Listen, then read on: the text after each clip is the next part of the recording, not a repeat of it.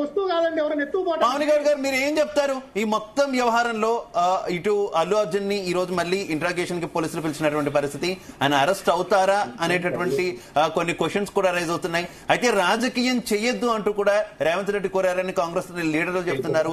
కావాలని దీన్ని పొలిటికలైజ్ చేస్తున్నారు అంటున్నారు. మరోవైపు ఇండస్ట్రీ ఆంధ్రాకు తరలిపోతుంది అనేటటువంటి ఎక్కువ రూమర్స్ కూడా వ్యాపిస్తున్నటువంటి పరిస్థితి. ఏంటి బీఆర్ఎస్ స్టాండ్ ఏంటి వ్యవహారంలో? ఇప్పుడు నమస్తే అందరికి.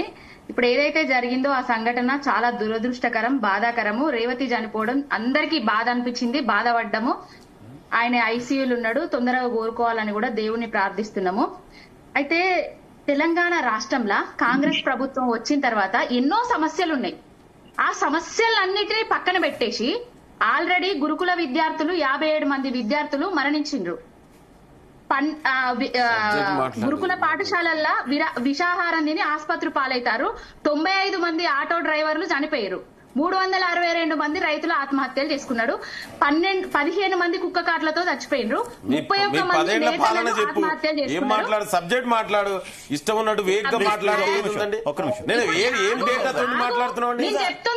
ఏం డేటా మాట్లాడుతుంది? ఏం డేటా మాట్లాడుతుంది? ఏం డేటా మాట్లాడుతుంది? What evidence you have? నీ దగ్గర ఉన్న ఎవిడెన్స్ ఏంది? నీ దగ్గర ఉన్న ఎవిడెన్స్ చూపించి మాట్లాడు. 10 ఏళ్లలో మీరు చేసినటువంటి ఘనకార్యం చెప్పనా?